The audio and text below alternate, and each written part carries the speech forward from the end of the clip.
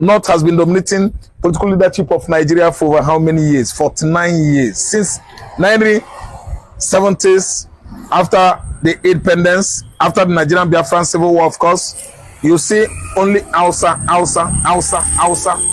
North. On the political leadership of the country, they are the pilots, they are the pioneers.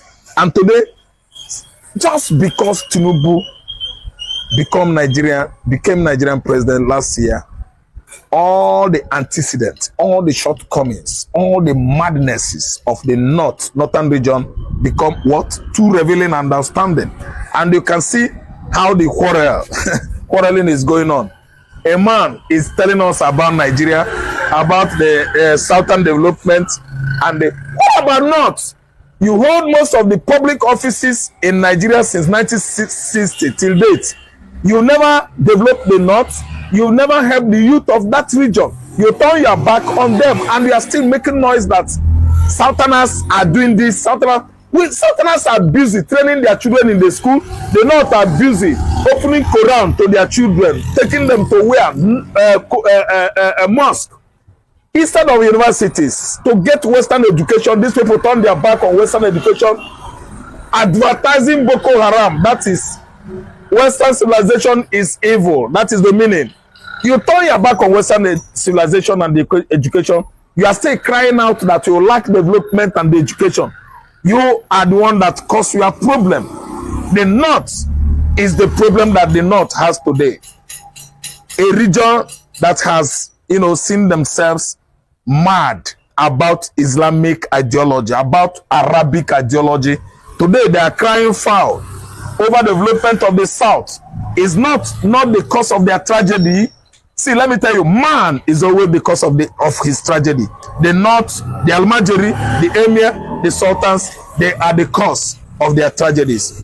More than half of Nigerians are from the northern Nigeria. Northern Nigeria's population is about 130 million people, which is more than the population of some 25 countries. The combined population of 25 countries, which means northern Nigeria is more populous than some 25 countries in the world. So guys, many Nigerians have been reacting to the video of the northern professor who came out to say that northern Nigeria has the population. In short, he said it straight that the majority of Nigerians are from the north. I mean, population of Nigeria is majority northerners. He also went ahead to say that northern Nigeria has the landmass, northern Nigeria has the agricultural strength, northern Nigeria has everything to be on its own, and that Nigeria as a country cannot develop without northern Nigeria. I tell you, many people have been reacting to that video. One of the reactions is that why is it that it's now that north or the northern part of this country is waking up to its reality?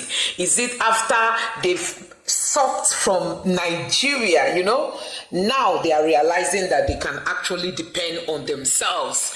And there are a lot of reactions, even the population claim, because the man said majority of Nigerians are from the north. Now, many people are saying that the north is populated or overpopulated because of the Niger and other, neighboring countries close to the north, because these are people that easily migrate to other countries without much consideration, that many people in the north are not actually Nigerians if they should be traced properly. And so many people are reacting to the man said so many things, but I'm going to just allow you to take a look at some of those reactions that people have been talking about. I mean, so many people did not really welcome what this man said, but let me just allow you to take a look at this and let me know your thoughts in the comment section below. Let's take a look. The northern youth have declared a war of development on the south. They are saying that by 2035, they want to surpass the south in population and, of course, in growth. There's a video that we are going to watch now. We're just going to watch like 30 seconds. And northern Nigeria covers more than 78% of the landmass of the country. which represent huge potential for commercial farming. It has been alluded earlier on that due to interest rates, or rather interest, northern Nigerians are excluded financially. Financial exclusion is one of the major hindrances to even agricultural development, because as far as I am concerned too, interest is haram. And there is no justification for you to collect interest in the name of doing agriculture. So we should not be only limited to Jaiz Bank when it comes to funding businesses. We should have banks like the Bank of Industry, Bank of Agriculture, and all these development banks providing free interest grants or loans. Because we are people of religion. And if there is no religious inclusivity in our policies, in our system, in our agencies, then Nigeria, northern Nigeria, will always be left behind. You've seen the video. What's your reaction? I tell you that the North, talking in terms of population, I have this record in the past and present that the Igbo is the most populated tribe in Africa, followed by Yoruba in Nigeria. That's why we are at least heading to 300 million people in a contraption called Nigeria. So the North is just making noise because we know they open their door for all manners of Sahel tribes that are from southern Algeria, southern Morocco, southern Libya, Chad, Senegambia, Mali, and so on and so forth. Those tribes that align with North due to their Islamic agenda. And you can see it going on and on until Tinubu become Nigerian government and turn his back. I still insist that he turned his back on North. The benefit the North was getting in the past or from the past administration is no longer availing presently. That's why you see the North running their mouth. What is this man saying? What does he think he is? He's nothing but a poorly educated northern youth who thinks that he knows. He does not know anything. Let me tell you, they have nothing to argue about. I don't like indulging on blind argument. This is not good for even argumentative.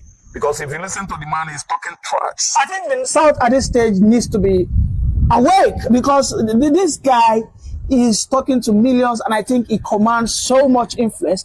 He has said that for North to develop, they need to confiscate or buy into the seaport in the South, and this stretches from One down to Lagos State. That the only thing holding the North back now is they need to get the seaport, and of course, on a larger scale, they have to see themselves not as Nigerians, but as Northerners who will, of course, go to the global stage. Let me tell you, they can only use their Islamic, contest or question to at least assimilate the Yoruba,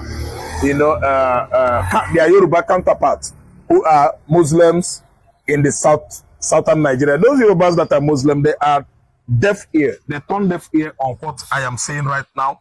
They have never seen anything good on what I'm saying right now because they are same Muslim with the North, and they even buy into allying with their Fulani masters, claiming that Fulani and Yoruba are brothers and sisters. They are not seeing it from the angle where I'm saying it. I'm seeing it from the angle of Islamization process. I'm seeing it from the angle of religious madness, which has at least taken the North by storm over many years. I'm talking about centuries.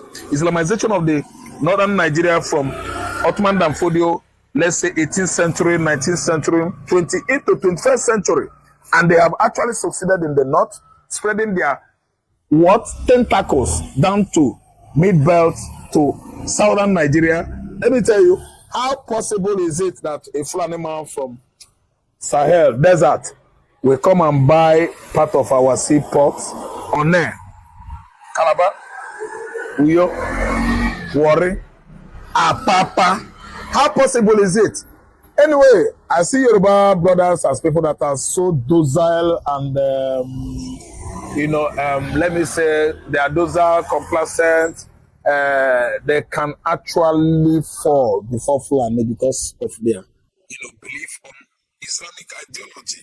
I don't see Igbo man, I don't see Ikwere man, River man, Bayelsa man, Calabar man, falling. But we, For the Fulanis, but I can see have some Muslims Igbo man in the that is so resilient. Igbo man is so Southeast. resilient. Igbo man is standing But we on his really have feet. some Muslims in Enugu and Ebonyi. There is nothing like that. I'm an Igbo man. In the Afikpo local. No. Afikpo is in Ebonyi State. Yes. They have been deceived with Islamic bank that doesn't, even pay interest or collect anything from you. That Islamic bank is what they use an Islamic Arabic university, and they actually thought they had gotten Ebonyi State. They have failed. They are failure. When things become normal in the southeastern Nigeria, I tell you that actually Fulani will see or understand they have failed out, that they are failure in the southeastern hemisphere of this country. We will never buy into Islamic ideology. It is not in our blood, neither it is in our DNA. We are all Christians, and Christianity is what Igbo man represent right from the onset. So what I'm trying to say is that you people become those out here, they are trying to come to southwest and what? And swallow you guys. Because of what? You are in Christianity, you are in Islam, which is too bad. Igbo man stands with Judaism. From Judaism, it is translated into Christianity. And we are here today to tell you that Fulani can never do anything. See, let everybody wake up. You're about to wake up. Allow these people to go. You are not the same with them. The Roman is mild. You can stay with him. Though we know where you are getting it wrong, but you are not extreme. Yes, you are not extreme. Fulani man is too extreme. They are leftists. These are people that are practicing Islam the way the Saudi Arabians did not teach the whole world. They are the people that are practicing Islam the way Muhammad himself, the prophet, did not teach the whole world that way. These people are aggressive. They are barbaric. These people are archaic. They drag you backward. See, let me tell you, Yoruba should base it up that it is time to stand on their foot, because why? Igbo man has gone. Igbo man has declared Biafra in the faraway land of Finland, Scandinavia, Europe, and no going back. So, Mr. When we are well prepared in Igbo land, nobody from Sahel Africa will try it. Mr. Raf, These people are from Sahel Africa. They are not Negroid as you are. We are Negroid in nature with Yoruba, but Yoruba is at least always standing with the North. And that is why they are talking with authority. Look at that midget, the way he's shouting. He is a midget, shouting at the government of the day, shouting at the Yoruba president, a midget, a riffraff. Listen, by the time he tries it with the... He is a professor. He is a midget, professor for nothing. A barbaric professor, a professor that embraces atheism, a professor that has not known anything about revival or rebirth in learning. Renaissance, when Europe was in the Middle Ages, is no professor. He is but nothing, a Dubai professor, the like of Charles Soludo of Anambra State. Those professors are unproductive. Nothing comes out from their thinking or brain. Those ones, do you call them professor? Because they bag it. Do you know how they got it? They research in the library and stole somebody's work. They project it, and the markers, award givers, those that give them such incentives, are blind. What kind of professor are you telling me that does not know that the problem of the North is caused by the northern elites? That the problem of the North is because of religious bigots? What are you telling me? Those are blind professors from northern Nigeria. Look at the way he's shouting and yelling. He doesn't know that there are many ghost workers in the secretaries across the North. All those state secretaries are what invaded by ghost workers, people that don't have certificates, are receiving salaries on monthly basis for what they did not work. What kind of professor does he know? Does he know about the indexes, the databases of the North, that all their results are nothing but primary school results? How many of them got their PhD or what do you call it, master's degree, and they are receiving salaries? Some of them contested for election because of their political popularity. They rig election and place them in their various offices as governors. When they don't know A, B, C, D, 1, 2, 3. Finally, Mr. Ra, finally, I saw a comment from a doctorate, though he's a Fulani, he responded to the picture of the Aboyi man or the Enugu man who is now the Imam General of Abuja. He said, thank God, mashallah, that Islam will be the item that will unite the whole of Nigeria. That Islam will spread from north to south, east to west, and then the whole Nigeria will be united by that means. The reaction. I reject it in Jesus' name. Igbophobia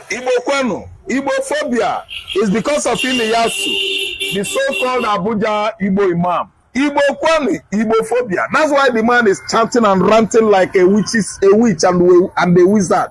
See, let me tell you, Ntoboto, a naked lie, a lie that has not covered itself. Ntoboto, a lie with nudity. See, let me tell you, Islam is going nowhere. Islam is a religion for the Fulani and their Hausa hosts. The Fulani guests of the Hausas, they are the one that introduced that kind of violence, vile religion, barbaric religion to the north. And it has to be in the north. North is stricken, ICC, ISIS, Boko Haram, Al-Qaeda stricken north. For how many years now? You have ISWAP, Islamic of ISIS, that is IS, Guinea Islamic State of West African Province. That's what it means, ISWAP. So let me tell you, they are there. They can't come to south. They can't come to southwest. If they come to southwest, fine, because you have Muslims here. In the north, in the southeast where I come from, we don't have Muslims. We are all Judaists in the past until Christianity, Christ-like ideology come, and we begin to live a life of Christ-like. We begin to live a life of Jesus Christ. There's nothing ever that will bring Islam to southeastern Nigeria. Mr. Professor, it's like we are asleep. Biafra has been declared on the 29th November last year in the faraway country of Finland, a Scandinavian Nordic country in Europe. For your information, you have failed. You are a failure. Islam is not coming down to Atlantic Ocean. Go and develop your dry pot in the north, where you will be importing all manner of your religious articles from Saudi Arabia, Iran, and so on and so forth. It can work here. It cannot work here. Thank you very much. It can work in the southern Nigeria. It cannot work in the southeastern Nigeria. Thank you very much. Let's watch the conclusive part of the video together. Thank you. Thank you. 5 countries, which means northern Nigeria is more populous than some 25 countries in the world. Northern Nigeria contributes more than 70% of Nigeria's grains, millet, rice, maize, sorghum. More than 70% of Nigeria's grains are produced in northern Nigeria, which makes the northern Nigeria the agricultural hub for the country. And more than 90% of Nigeria's livestock are produced in the north, with vast stretches of arable land. Northern Nigeria covers more than 78% of the landmass of the country, which represents huge potential for commercial farming. Northern Nigeria has huge solid mineral deposits ranging from gold, limestone, uranium, tin, oil, gas, columbite, and so many other solid mineral resources. Unfortunately, this region, despite the vast potential, is still ravaged by poverty, with more than 60% of the people living in the north live below the poverty line. And this contributed to making Nigeria the 5th country in poverty count.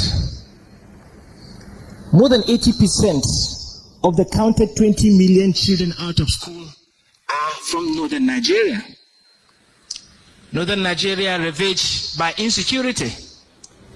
In just 1 year, from 2023 to 2024, more than 600 people were killed. If you remember the massacre, the killings in Rwanda, there were just 800,000 people.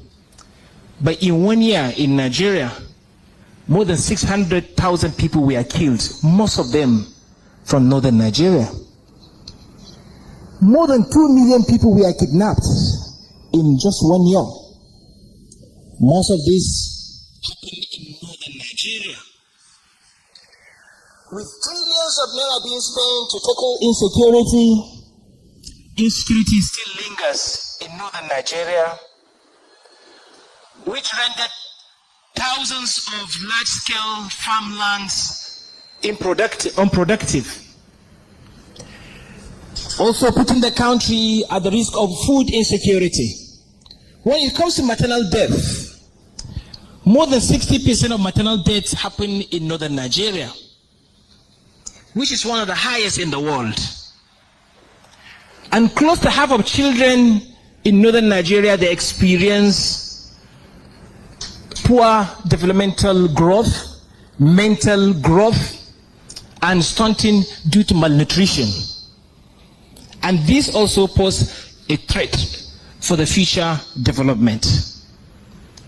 When it comes to birth rate, Nigeria is the 5th country in the world in terms of birth rate, and largely contributed by northern Nigeria, which has an average birth rate of 5 children per woman. In terms of child street begging, Nigeria is second after India, largely contributed by northern Nigerian syndrome of child street begging. Sahara Desert is fast advancing at the speed of 600 meters per year, posing a threat to the livelihood of states like Sokoto, Borno, and Katsina states, which also affect the agricultural productivity of the northern Nigeria. Unemployment is on the rise. If you look at the count of states, the ranking of Nigerian states in terms of GDP contribution, the top 9 states, none of them is from the north. You talk about Lagos, Rivers, Akwa Ibom, Imo states, Delta states, Anambra states, Ondo, Ogun, and Bayelsa. None of them is from northern Nigeria. The closest state that came to the top is Niger State, that came the 10th in terms of GDP contribution, which means majority of the GDP in Nigeria is not produced in northern Nigeria. What if northern Nigeria is a country? What is the GDP count of northern Nigeria? Most of the state governments heavily rely on the Federation Account Allocation Committee funds, which become their single lifeline. Reduce that, it affects their productivity and their development. And this represents huge challenge and risk to the development of the region. And because of the growing population, these little resources is overstretched and is becoming inadequate. With each set of generation, they are 1.5 times more than their preceding generation. If you look at the generation from 10 years below, they are 1.5 times more than the generation between the age of 20 and 10 years old in northern Nigeria, further stretching the need for more resources for development. Without it, the development of this ever-growing population is not guaranteed.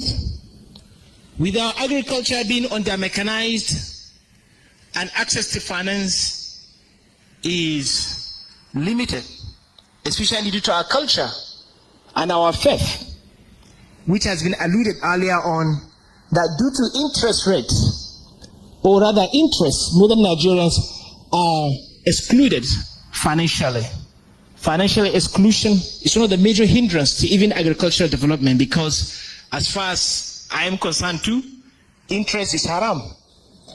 And there is no justification for you to collect interest in the name of doing agriculture. So we should not be only limited to Jaiz Bank when it comes to funding businesses. We should have banks like the Bank of Industry, Bank of Agriculture, and all these development banks providing free interest grants or loans. Because we are people of religion. And if there is no religious inclusivity in our policies, in our system, in our agencies, then Nigeria, northern Nigeria, will always be left behind. Because Nigeria cannot develop without the north. The development of Nigeria is largely dependent on northern Nigeria. Develop the north, you develop the nation. And anything that affects it, affects the entire country. And there is an urgent need to rescue northern Nigeria. And to do that, we need to start the journey of rapid development. And this journey, I believe, starts here today, in this venue, and with these people. Because it's not about our numbers. It's not about our conviction. It's about our passion. It's about our actions. And what I like about these agendas is that it encompasses all aspects of development. And it represents the need to have a unanimous development agenda in northern Nigeria. Development in northern Nigeria must be unanimous and must be concurrent. One state cannot be pushing for development and the other is not. We must unanimously agree on one course and together drive toward that. It's a single journey, it's a single destination, it's a single bus with passengers all in that one bus.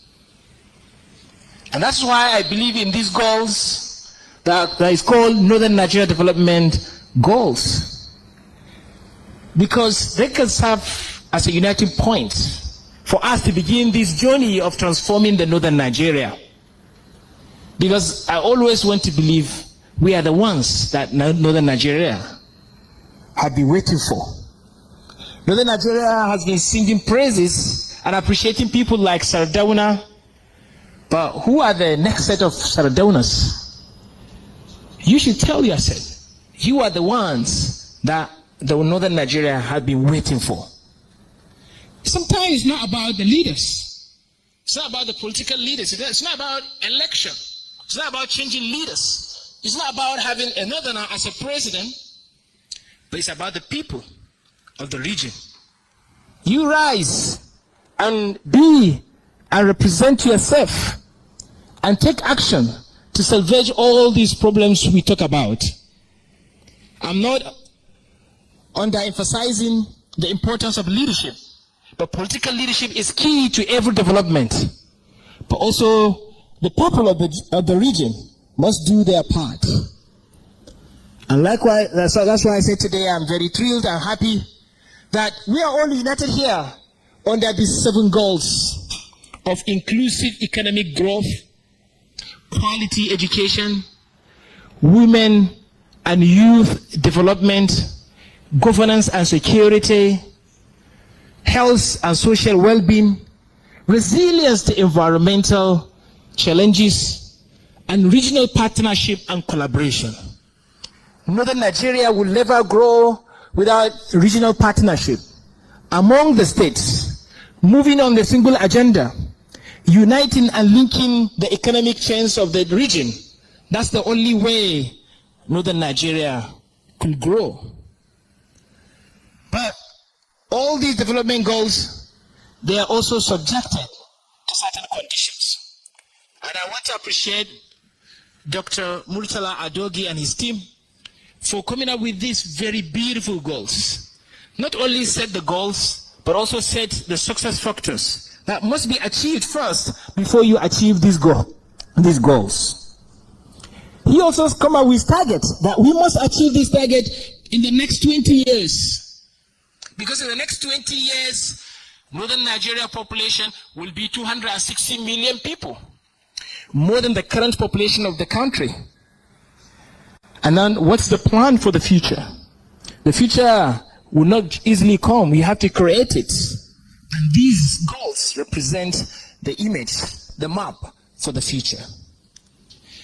These conditions that we must have in northern Nigeria, number one is security. No development, the foundation of every development is security. So it's our number one priority. Number two is our mindset. The northern Nigeria must rise and stop thinking they are northern Nigeria, or they are even Nigeria or Africa. They have to start thinking they are global. Looking at the global trends, opportunities, and globalization are fitting into the global world. You also have to change the mindset that dismiss any development potential in the country and say, oh, that kind of high level of development cannot happen in Nigeria. When we see countries have advanced, we say, oh, this development can only happen in those countries. It can happen in Nigeria. This mindset has stopped us from development because we don't believe development is possible in northern Nigeria, not even in Nigeria. We have to change this mindset. People with this same mindset sometimes might be elected to political positions and they act based on this mindset. Recently, I was studying a research and I found out that there's not any reason our country can progress without a seaport. And I was wondering, and I furthered my research. And I saw the reasons. And if northern Nigeria has to develop, they must have a seaport. Everything you import from where the sea must land in Lagos. That's why Lagos is one of the most thriving states. Sometimes richer than perhaps most part of northern Nigeria. And it becomes more expensive to even import things into northern Nigeria because we don't have access to seaports. Also, foreign direct investment. We've been talking about agriculture. Even the oil sector that we are proud of. Oil sector didn't become the oil sector today, if not because of the foreign direct investment. So also agriculture. Agriculture is not contributing significantly to the foreign exchange earning of the country. Why? Because we don't have foreign direct investment. So we need to have white people, foreigners, or even Africans coming into Nigeria and invest in agriculture. Make it modern and mechanized. I know that we can still have the pride and say we can do it. Yes, we can do it. But on top of that, we need to attract investors to come and invest in agriculture. So guys, I don't know what you make of this. I mean, this man's comments stirred so many reactions. I mean, so many people agreed with him. Some people did not agree with him. Although he said some things that are really factual. I mean, like him telling the North to stand up. Because the North has been so dependent. The North has been spoon-fed all this while. You know, the North depend on the resources of this country. And now, this man was like, the North should stand up. Enough of being dependent on Nigeria, as if without Nigeria, the North is good for nothing. That after all, they have the land mass, after all, they have the agricultural hub, after all, they have the population. After all, Nigeria cannot develop without the North. These are the things that the man said in his video. Some people didn't like what he said, actually. Some people have come, you know, for him, saying that he wouldn't have made that statement, that after all, you know, Nigerians are not depending on the North. So, guys, a lot of things being said in that video. And I tell you, I love the fact that this man understands that the North can actually do more than what it's doing. As in, the North wants more than what they believe they want. The only problem I see in the North is the politicians. I mean, the politicians have been the problem of the North. The way they've not helped the North, they manipulate the Northerners. They come out during election, they share money, and that's all. They disappear until the next cycle of election. And the Northerners don't ask questions. I mean, you can deceive them 100 times. They can never ask you any question. They can never dare you, as in they can never confront you. They can never say enough of that. That's just the aspect that you just keep wondering, is it that they've been brainwashed? Because with all what the North has gone through, I don't think the North is supposed to still be in this condition of, them not knowing their left from their right. The North is supposed to actually be better than what it is today. But guess what? The politicians take advantage of them. The politicians just deceive them. Some of these politicians, if I tell you that their children are not even in Nigeria, I mean, some of them don't have their children schooling in Nigeria. But see what they are doing. They can just be manipulating other people's children. You see, to that extent, they manipulate other people's children. They don't want other people's children to become useful like their own children. That is why they are doing all what they are doing. But I'm so happy that the North is waking up, If they can wake up to take back their country. If they North, yes, they have the population because after all, they can marry 2 wives at the same time. They can marry 3, they can marry 4, they can marry 5, they can marry any number they want. We all know that. But I think the North has this great, huge potential that they can really take advantage of, especially educational wise. I mean, making sure that their children go to school, that is going to help the North a whole lot. But the situation whereby their children are out of school and it doesn't make any sense to them to even cry out to the powers that be to tell them that, oh, our children are supposed to be in school. That's even the worst part of it, The North does not even see it responsible to say, okay, these our leaders should at least ensure that our children are educated. Nobody is questioning the northern leaders. Some of them will just come into power without achieving anything. They will just go without anybody questioning them, And that has been the real problem of the North. That has been the real challenge facing the North. I just hope that with the call from this professor, the North will rise again. Whether he is right by saying that northern Nigeria has the eyes of the population, I don't know. I don't care to know. But I think the North can be better than what it is today. Let me know what you think about this in the comment section below. Please don't forget to subscribe to the channel, turn on the notification bell. Please give this video a like so that YouTube can recommend it to others. And drop your thoughts in the comment section below. Thank you.